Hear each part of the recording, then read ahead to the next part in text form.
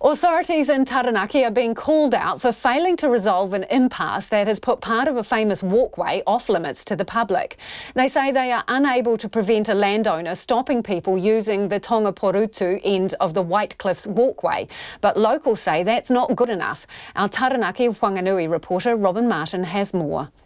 The 14-kilometre White Cliffs walkway follows the Kapuni gas pipeline from Pukearehe to Tongaporutu, traversing the area's Papa Rock cliffs from above and along the beach.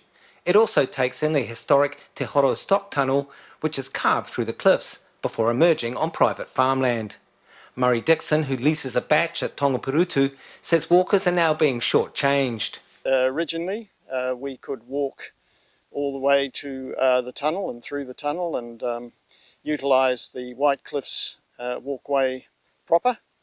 And since this issue, our scope for walking has dramatically reduced.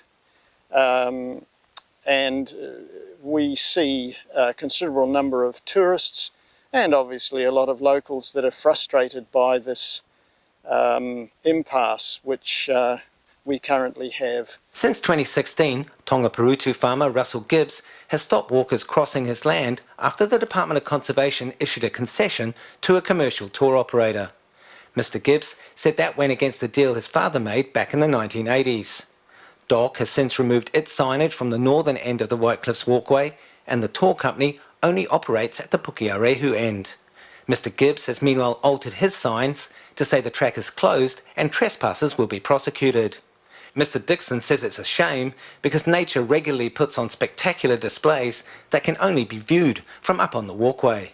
To give you an example, yesterday, out here just behind us, or behind you, right up against the cliffs, we had 50 dolphins and a killer whale fishing. They were chasing probably kingfish or kahawai, and they were there for several hours.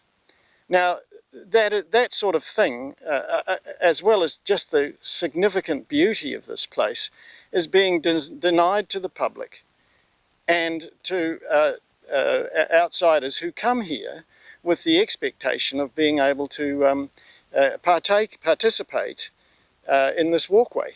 Mr Dixon's family have now asked the New Plymouth District Council to step in. They say Clifton Road, which crosses Mr Gibbs' farm, is council administered, and the historically recognised Te Horo stock tunnel is also protected.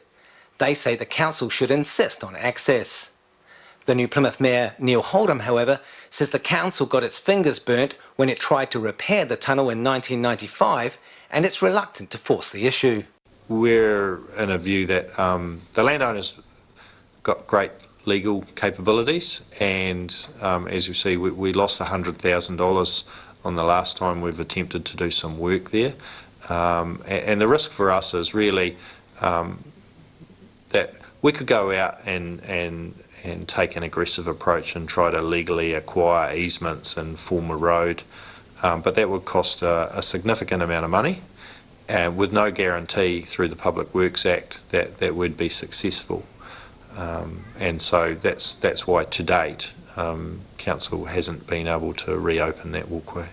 Mr Holdham says complicating matters is the fact that parts of Clifton Road had been relocated onto land clearly owned by Mr Gibbs. That was cold comfort to Mr Dixon. I personally think that the landowner is really keen for some resolution, and it's so petty. That's just the way I see it. I want to keep focused on this walkway. I don't want to know any of his other issues. If he's got other issues with various other parties, then they should be solved separately from this vital walkway. Mr Gibbs declined an interview but says his position remains the same as in 2016. In response to a deputation from the Dixon family, the council has asked its officers to prepare a report on access to Clifton Road. I Taranaki mo te hōtaka o te ahi ponei, ko Robin Martin aho.